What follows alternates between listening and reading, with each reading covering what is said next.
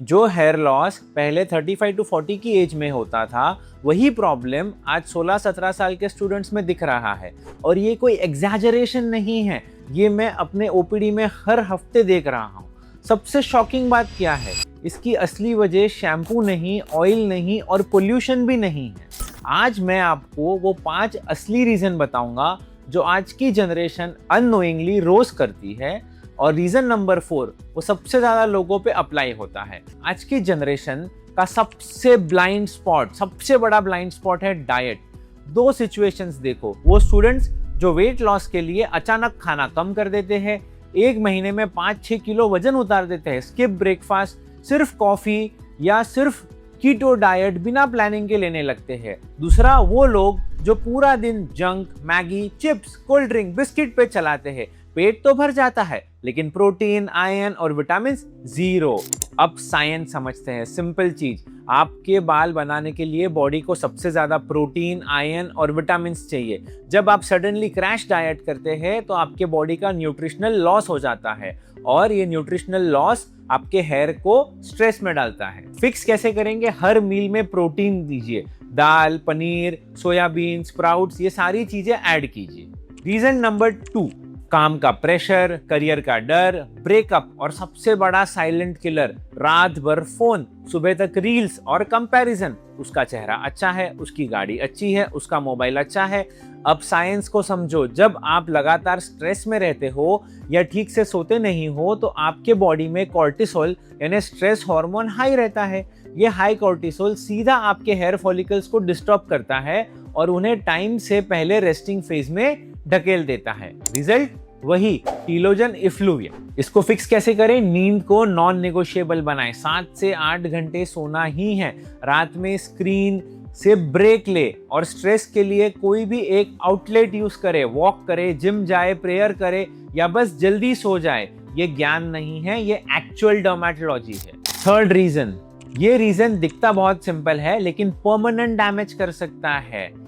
हर type का जुल्म जो आप अपने बालों पे धोते हो, हीट, केमिकल्स, बार बार स्ट्रेटनिंग करवाना, हॉट स्टाइलिंग, ब्लीचिंग, कलरिंग, ये हर महीने नया ट्रीटमेंट करवाना, ये बाल की शाफ्ट को तोड़ता है। मतलब बाल बीच से टूटते हैं, जड़ से नहीं। बाल पतले, रूखे और स्प्लिट एंड्स वाले बन जाते हैं।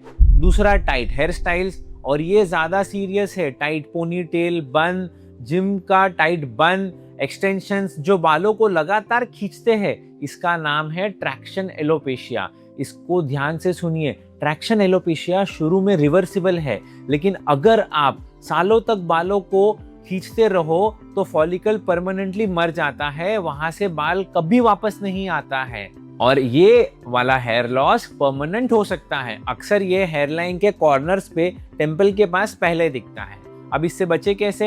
हीट और bleach minimum, hair style loose रखिए। अगर आपके हेयर लाइन के किनारे पतले हो रहे हैं और आप टाइट हेयर स्टाइल्स रख रहे हो तो उसको स्टॉप कीजिए। अब आते हैं वो रीजन जो मैंने सबसे ज्यादा देखता हूं और जिसे लोग सबसे ज्यादा इग्नोर करते हैं। इसे कहते हैं androgenetic alopecia, early androgenetic alopecia, यानी जेनेटिक या पैटर्न हेयर लॉस।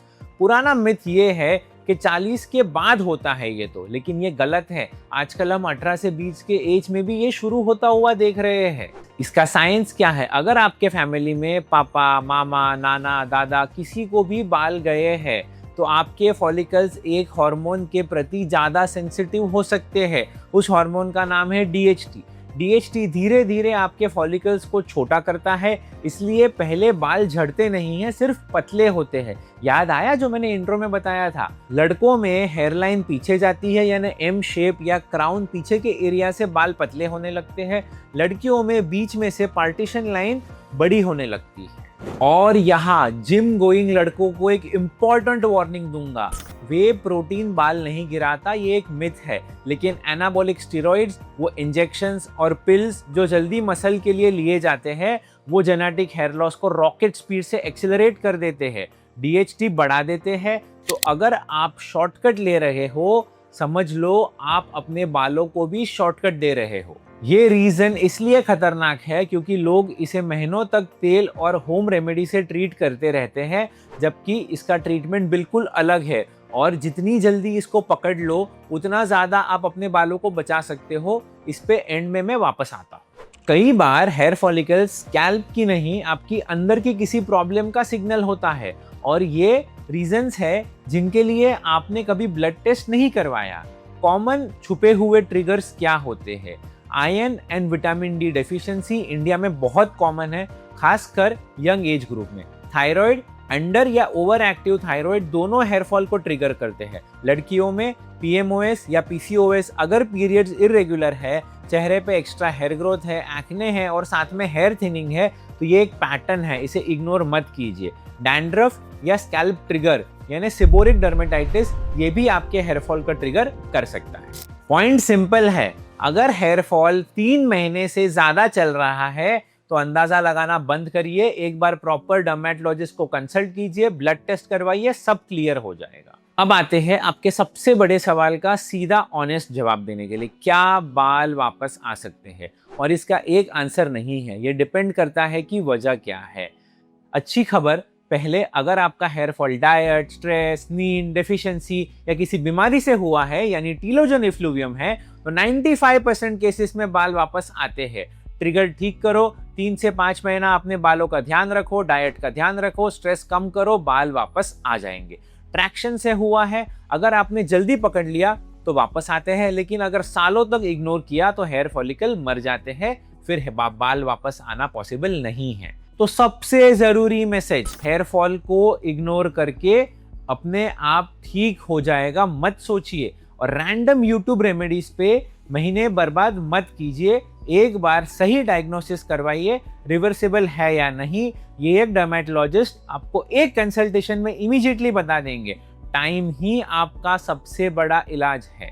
अगर आप 16 से 22 के बीच में है और इनमें से कोई भी चीज आपके बॉडी पे होती है तो कमेंट में नंबर लिखो 1, 2, 3, 4 या 5। मुझे देखना है कौन सा रीजन सबसे कॉमन है। और अगर ये वीडियो आपको काम का लगा हो तो चैनल को सब्सक्राइब कर दो, क्योंकि मैं हेयर और स्किन की ऐसी मिथ्स हर हफ्ते तोड़ता हूँ बिना आपको कोई चीज सेल किए। अपने बालों का ध्यान रखिए, मिलते हैं अगले वीडियो में। नमस्ते।